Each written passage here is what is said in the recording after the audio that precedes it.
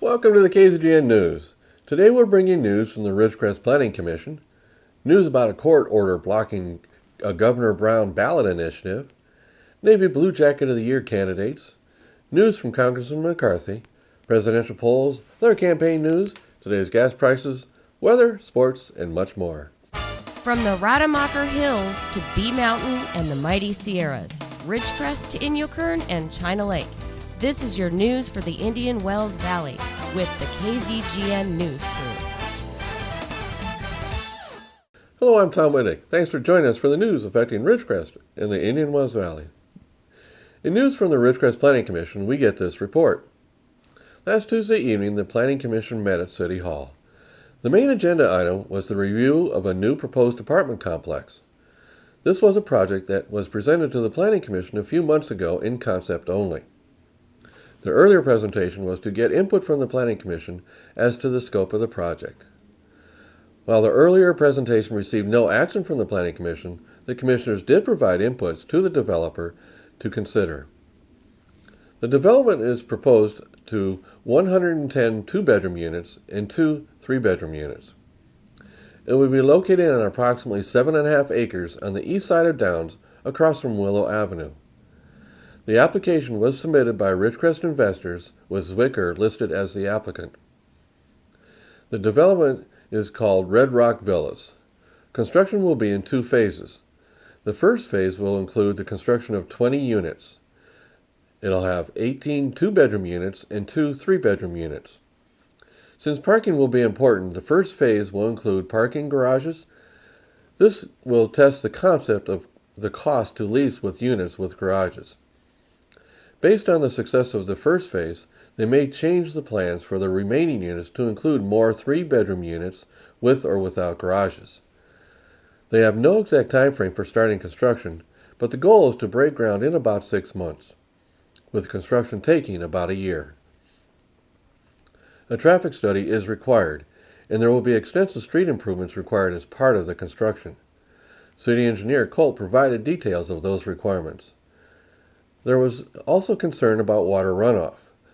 The developer stated that the plan was to have a retention basin on the property that would overflow directly into the Bowman flood channel.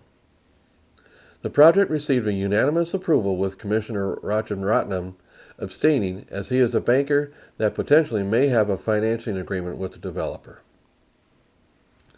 In news from China Lake, the Navy League has announced the candidates for its annual Blue Jacket of the Year award. The awards dinner is set for Saturday, March 19th at the Kerr-McGee Center. The award acknowledges the achievements of outstanding enlisted men and women at the various commands at Naval Air Weapons Station, China Lake.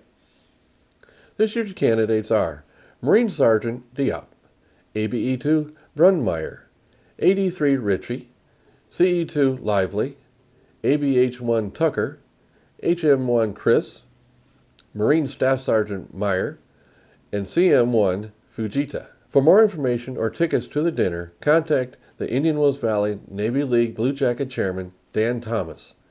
You can reach him at dthomas7591@gmail.com or call him at 760-382-2560. Just being nominated for this award is a real honor.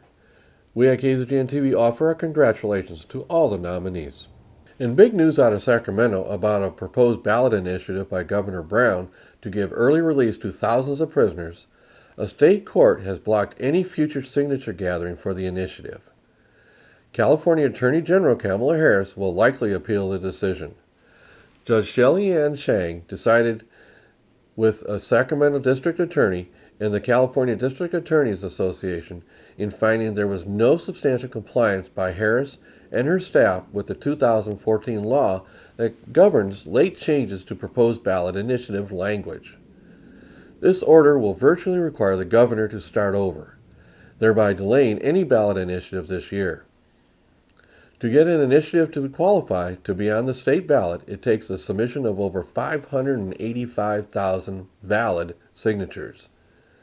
The crux of the order stems from the governor making changes to the language of the initiative and the Attorney General allowing the changes after people had already started signing the petition to support the initiative. So people that already signed in the support didn't have a chance to review the changes made after they signed the petition. It would be like signing to buy a car with certain features. Then after you sign up to buy it, the seller gets to make changes to the order and you have to accept the car as they decide to deliver it. In this case, the court ruled that the changes made were so important that the initiative is invalid and they would have to recirculate the initiative. The ruling was welcomed by opponents to the initiative. They say the initiative was nothing more than an attempt by the governor and Attorney General Harris to release criminals into our streets and state earlier than current law allows.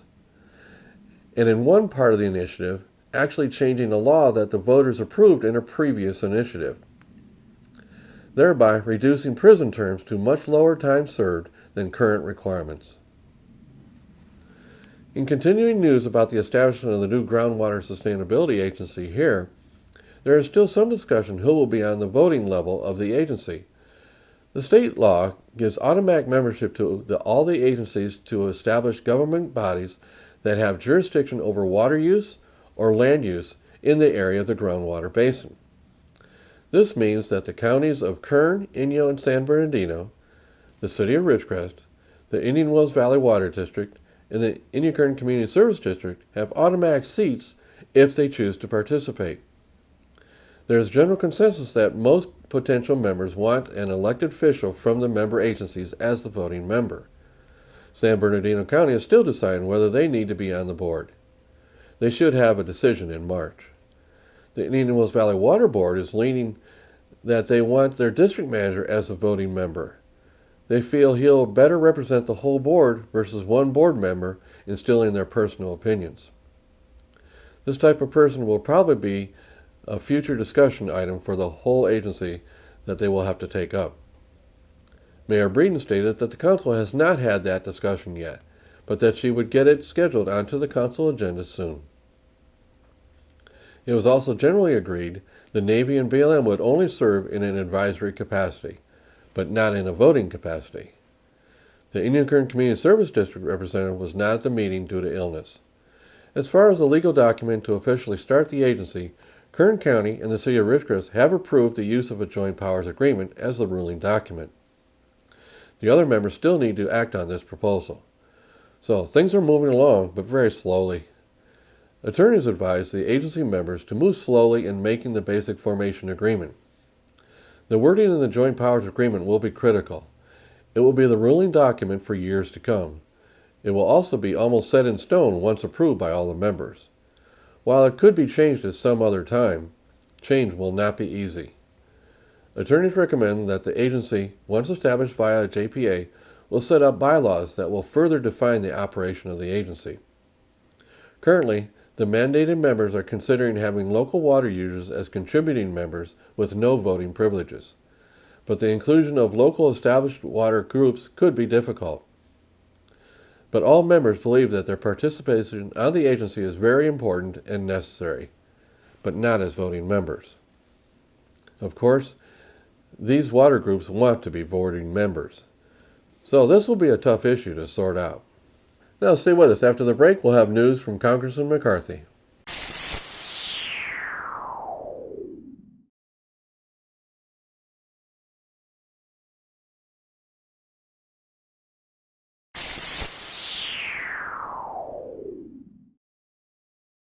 Thanks for staying with us.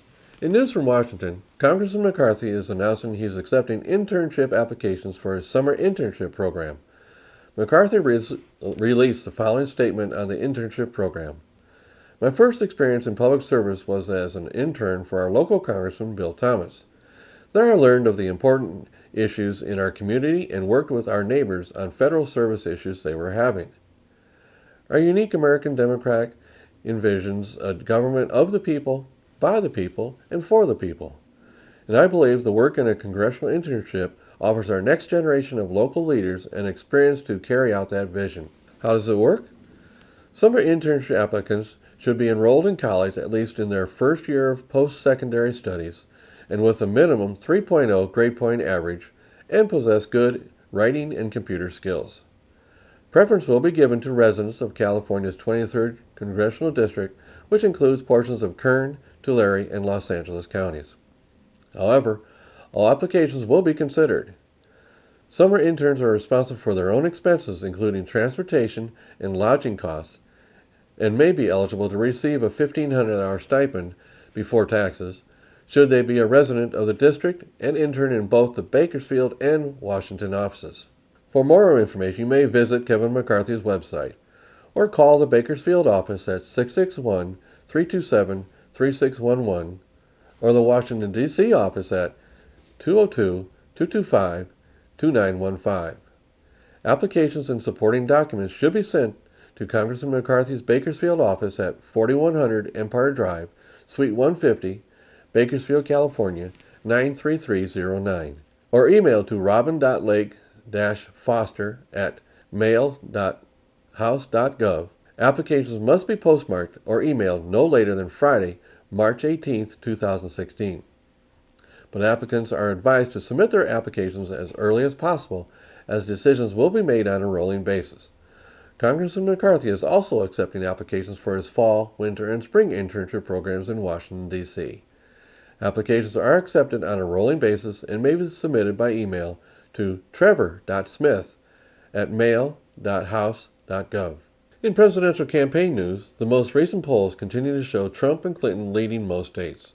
Currently, the polls for Florida show Trump beating Rubio, which is Rubio's home state. Trump is at 44, with Rubio at 28 and Cruz at 12, followed by Kasich at 7 and Carson at 4. In Texas, with a poll that has to be good news for Trump, there is one poll that shows Cruz and Trump tied at 32 each and Rubio at 13. Texas is Cruz's home state. Another Texas poll is showing Cruz leading with 38, followed by Trump at 26, and Rubio at 13. Kasich and Carson are in single digits in that poll. The Democrats show Clinton leading with 61 and Sanders at 32. In Pennsylvania, the Republican race was a little tighter. It shows Trump at 22, Rubio at 16, Kasich at 15, Cruz at 12, and Carson at 6. That shows about 29% still undecided. For the Democrats, it has Clinton at 48 and Sanders at 27. Seems there are still a lot of undecided voters in Pennsylvania. Well, Saturday, we'll finally get the results of the Democrat South Carolina voting. In campaign advertising news, there are reports of the TV airwaves getting slammed with negative campaign ads in the Super Tuesday states, especially on the Republican side. There is an all-out assault on Trump now, both by Rubio and Cruz and their super PACs. The establishment PACs are also out swinging now too. They are seeing that they need to stop Trump on Super Tuesday, or he may not be stoppable. There is one PAC that tried to get $1 million donation from Trump last year that he didn't give to, and then they have now taken out a $1 million one-week campaign slamming Trump in the Tuesday states. In news from Sacramento, in Senator Jean Fuller's office, we get this report. Senator Jean Fuller, Republican out of Bakersfield, announced recently that she received a perfect score from National Federation of Independent Businesses on their recently released 2015 legislative scorecard. The NFIB represents 325,000 small and independent business owners whose mission is to support small businesses and their employees. According to their statistics, 60% of their small businesses have 5 or fewer employees. Standing up for small business means standing up for hardworking Californians, says Senator Fuller. Small business not only help drive our economy, but also help job creation. I'll continue to support creating more job opportunities for Californians in an environment where businesses of all sizes can grow and expand. One small business owner praised Senator Fuller for her work to help local small businesses. Senator Fuller is committed to taking action in defending small business interests in Sacramento. Because of her commitment and hard work, I can direct more of my energy to growing my business and my employees. One thing for sure, small businesses need more help if making it easier to stay in business in California. Now, if the governor and liberals in Sacramento would join in the effort to make it easier for small business, it might be good. Forbes has ranked the best states to do business in for 2015. The top 10 are Utah, North Carolina, Nebraska, North Dakota, Colorado, Texas, Virginia, Indiana, South Dakota, and coming in at number 10 is Washington, the state.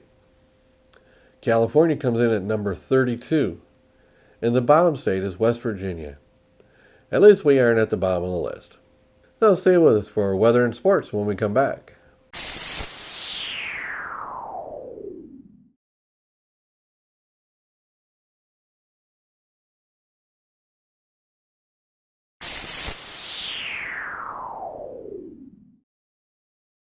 Thanks for staying with us. Now here's Lane with the weather. Thank you, Tom. From the National Weather Service, an approaching cold front will bring rain to the west coast from Washington State to Northern California by this evening. Warmer and breezy conditions move into the western plains states Saturday. Record high temperatures are possible in some areas. These conditions may enhance the spread of wildfires. Temperatures across the nation. Carolinas at 51, Georgia at 47, Arkansas at 49, Northern Texas at 54, New Mexico at 49, and Los Angeles at 67. And for us locally, tonight, mostly clear with a low around 43, south-southwest wind 10 to 15 miles per hour with gusts as high as 20. Saturday, sunny with a high near 79, south wind 5 miles per hour. Saturday night, partly cloudy with a low around 44, south wind 5 miles per hour. Sunday, sunny with a high near 78, west-southwest wind 5 miles per hour. Sunday night, mostly clear with a low around 44, west wind 5 to 10 miles per hour. Monday, sunny with a high near 75, south wind 5 miles per hour. Monday night, mostly clear with a low around 42, northeast wind 5 miles per hour. And Tuesday, sunny with a high near 74, east-northeast wind 5 miles per hour. And that is your forecast for the IWV. Now back to Tom. Thanks, Lane. And now here's Tom Heck with sports. And a very pleasant Friday. Early evening to everyone. Let's talk about Saracoso baseball. The team sweeps Antelope Valley. They win yesterday in Lancaster by a score of 6-5. Biggie Hernandez came off of third base. He played third base for most of the game. He hit a home run, and then he got the save. Came in the ninth inning and shut down AVC 1-2-3. Saracoso had 6 hits. They had 2 errors. They stranded 5 people on base. But the pitching was very good, and they'll be in a big test tomorrow on Saturday. They'll take on Chaffee at home. Now, that Chaffee game will be the first league game of the season. The game starts at 12 o'clock. Looking forward to it. If you can't get out there, then you can listen on 12:40 a.m. or SaracosoBaseball.club. All right, let's talk about the NCAA. Some of the top 25 teams last night. Duke easily beats Florida State. Indiana takes Illinois. Utah, boy, just destroys Arizona State, 81-46. In fact, the Sun Devils only got 10 first-half points. Boy, that is a tough night. SMU beats Memphis 69-62. Remember, SMU can't go anywhere. They're not eligible for postseason play. All right, other scores. UConn beat Southeast Louisiana. Gonzaga beat San Diego. BYU way over Portland last night. They beat them by 30 in Provo. Stanford easily over USC. A little surprise on that score last night, but Stanford playing very well right now. USC still on the bubble for an NCAA tournament bid. All right, Stephen Curry, 51 points last night as the Warriors destroyed the Magic. The Warriors right now 52-5. The Warriors right now 52-5. The Warriors right now 52-5. Just want to make sure you're all awake on that one. That's incredible. No NBA team in the history of basketball has ever started off with that kind of record. It's incredible. They're on track right now to just set every record, and I don't think it'll ever be broken again. That's incredible. All right, let's talk a little bit about some other NBA scores last night. Oklahoma City, Kevin Durant, 32 points. They beat New Orleans. The Nets beat the Suns. Talk about the two teams that are going nowhere. The Nets picked up win 16, and the Suns, the poor Suns, have lost 44 games now. They're 14-44. I don't think Jeff Hornacek's going to be around much longer, their coach. All right, the Spurs beat the Jazz. The Spurs, 49-9. That's pretty darn good, too. But when you've got a team that's 52-5, you're kind of the second guy. All right, let's talk a little bit about Colin Kaepernick, the great quarterback for the 49ers. He wants out of the Bay Area. Just wants out of the Bay Area, ready to go anywhere. So let's see what happens with that. I don't know if they'll get much trade bait or not for him. We'll see. Let's talk about the NHL. The Kings beat the Oilers. Now, the Kings are off to a pretty good mid-season performance after that All-Star game. The Kings now 36 wins, 20 losses, 4 ties. They're going to get a good seed in the NHL playoffs. The Flyers, Blue Jackets, and the Panthers, the Predators, Rangers, Jets, Islanders, and Canucks all get the win. So if one of those are your hockey teams, congrats on that. Don't forget tomorrow, Saracosa with Chaffee. That game at Saracosa at 12. Bring a blanket out, put it on the side of the mountain. A great place to watch baseball. Coso now 9 wins, 3 losses. Have a good weekend. Tom Heck for KZGN. So that's the news for today. All of us at KZGN-TV know you have a choice in what you watch for your news. We all thank you for choosing KZGN-TV, Ridgecrest's only locally owned community TV station. Now stay tuned for Ridgecrest Talk coming up next.